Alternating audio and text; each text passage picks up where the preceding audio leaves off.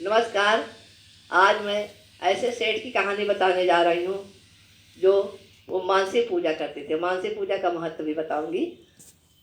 तो एक सेठ जी थे, एक दिन उन्होंने ब्राह्मण को घर बुलाया अपने यहाँ भोजन कराने के लिए।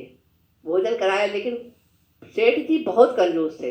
वो बहुत सोच समझ के काम करते थे। वो ऐसा काम करते थे जिसमें खर्च ना हो, काम भी हमारा हो जाए, खर्च ना हो। तो पंडित जी ने कहा कि सेठ जी, आपका बहुत पैसा है, आप कुछ पुण्य का काम किया करिए। वो उन्होंने कहा कि ऐसा हम नहीं कर सकते। उन्होंने कहा कि अच्छा, आप पूजा पाठ करा करिए कुछ घर में थोड़ा सा। तो सेठ जी ने कहा कि उसमें भी खर्चा लगता है। कहें अगर मैं ऐसी पूजा बता दूं जिसमें तो आपको खर्चा ही न लगे। तो उन्होंने कहा हाँ, आप ऐसा अगर बता दें तो बहुत अच्छा रहेगा। तो उन्होंने कहा कि ऐसा करो, मैं आपको भगवान की मूर्ति देता हूँ, कृष्ण जी की, ठाकुर जी की मूर्ति दूंगा, आप कुछ मत जाइए। सेठ जी ने कहा कि हमको बाजार जाना पड़ेगा, सामान लाना पड़ेगा। नहीं, उन्होंने कहा कुछ भी नहीं करना पड़ेगा, आप आराम से पूजा में बैठिए। आप भाव करिए कि हम स्नान करा रहे हैं, आपके पास कुछ नहीं है, आप जल भी मत रखिए, आप भाव से करिए कि मैं स्नान कर रहा हूँ। लेकिन भाव बना लीजिए कि मैं स्नान करा ही रहा हूँ, स्नान वो कर रहे हैं। आप भाव से चंदन लगा लीजिए।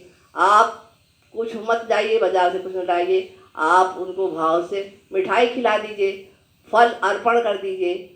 आप भाव से खूब सजाइए उनको रोज। कभी कोई वस्त्र पहनाइए, कभी कोई माला पहनाइए, कभी कभी किसी तरह भी सजाइए। इस तरह आप पूजा करिए। तो उन्होंने कहा कि हाँ, ये पूजा हम कर सकते हैं, ये तो ठीक है। अब वो करने लगे पूजा। उनको धीरे धीरे धीरे धीरे, पहले तो मन नहीं लगा, लेकिन वो भाव बनाते गए और उनके भाव बन गया। उनको लगता था कि हाँ, मैंने आज ये वस्त्र पहनाया, आज मैंने ये माला पहनाया है, आज मैंने ये श्रृंगार किया है। और उनको उसमें आनंद आने लगा, बहुत आनंद आने लगा। जब तक वो पूजा नहीं कर लेते थे भाव से बैठ के, तब तक उनको जो है चैन नहीं पड़ती थी।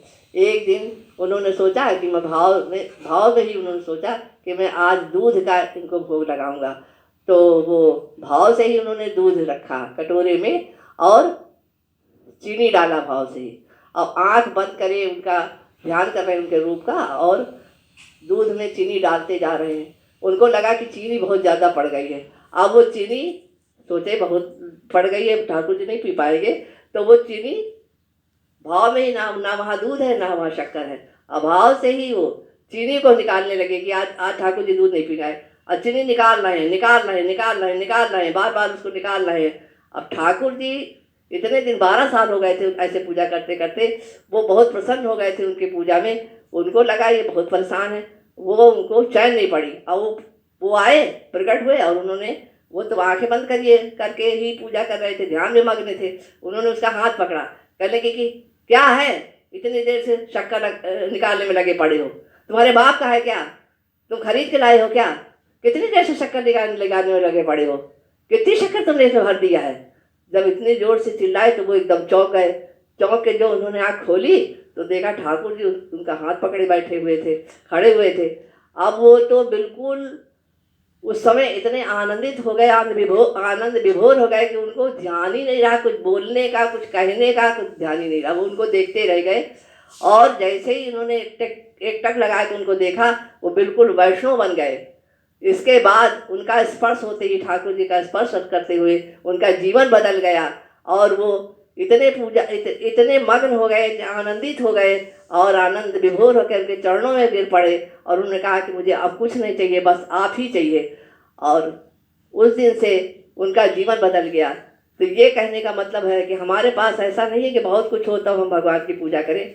हम मन से, आत्मा से, अभाव से अगर पूजा करें तो भी हमारे ठाकुर जी स्वीकार करते हैं। बोलो ठाकुर जी की जय।